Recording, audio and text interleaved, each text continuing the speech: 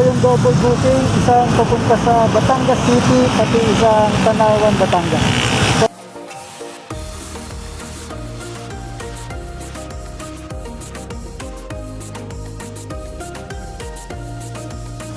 So yun guys, tapos na natin i-deliver yung unang booking natin. Ayan, magto-12 na pala.